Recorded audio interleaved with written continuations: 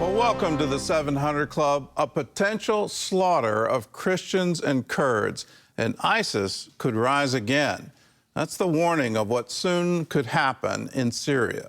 Meanwhile, the United Nations is putting more pressure on Israel over aid to the Palestinians and its actions against the United Nations Relief and Works Agency. Julie Stahl brings us the story from Jerusalem.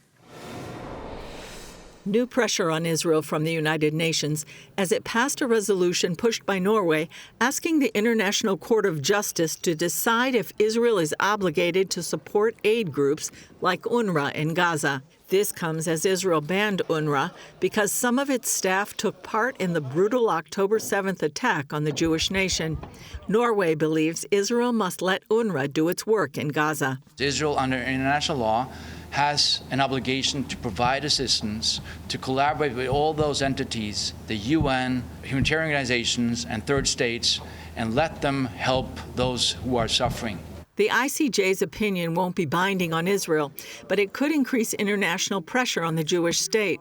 The resolution added to the UN's record this year of voting against Israel nearly 3 times as often as all other countries combined. The group, UN Watch, pointed out that the world body overlooked evidence that UNRWA has been complicit with Hamas. And while the UN is focused on Israel, Syrians are uncovering atrocities committed by the Assad regime. Syrians are digging up mass graves that may hold more than 100,000 tortured and slain victims. We've documented this crime occurred. We documented from satellite imagery and from witness testimony that the bodies were buried in trenches. You can see the corpses of our relatives. We had hoped to find them in prison, but we didn't find anyone, and it broke our hearts. They were burned alive here after being doused in fuel. Some of them were killed by burning, others by shooting.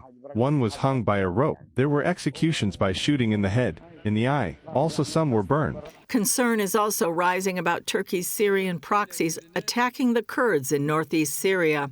That could lead to a massacre of the U.S.-backed Kurds and their Christian allies, and possibly set thousands of imprisoned ISIS terrorists free. Those Kurds who have been financed by the United States, who are American allies and have been for decades, those Kurds are protecting prison camps where there are an estimated 45,000 to 50,000 ISIS fighters and their families.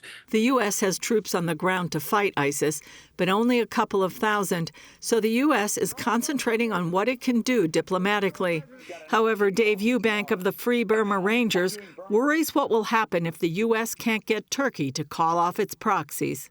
There will be a great slaughter, not just of Kurds, but of Christians and anybody who opposes these Islamic radicals in northeast Syria. ISIS will rise again right now, and we will lose one of the few allies we have in the region. Julie Stahl, CBN News, Jerusalem.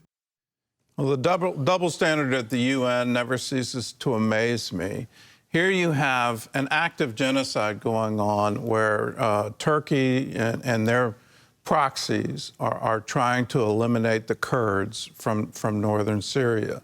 In Armenia, the ongoing violence there, the attacks from Azerbaijan, the historical attacks from Turkey, the genocide that occurred 100 years ago, and where is the outrage on that? Where is the UN watching over that situation? Where is the International Court issuing arrest warrants? It's not happening there.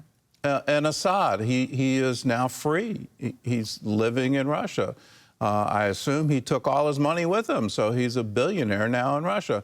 Where is the outrage on that? You have 100,000 dead people buried in trenches, all because of a torture regime, and he gets to walk free.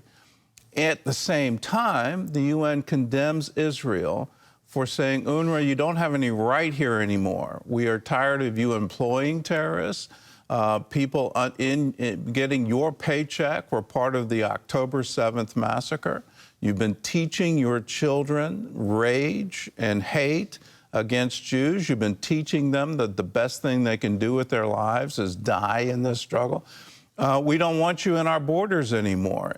What sovereign nation doesn't have the right to do that? To say, no, you don't get to teach that hatred within our own borders. Again, truth has stood on its head, and I don't understand Norway. I don't understand Ireland. Please, let's stand with the righteous. Let's stand with this righteous cause and say, no, you don't get to do this anymore.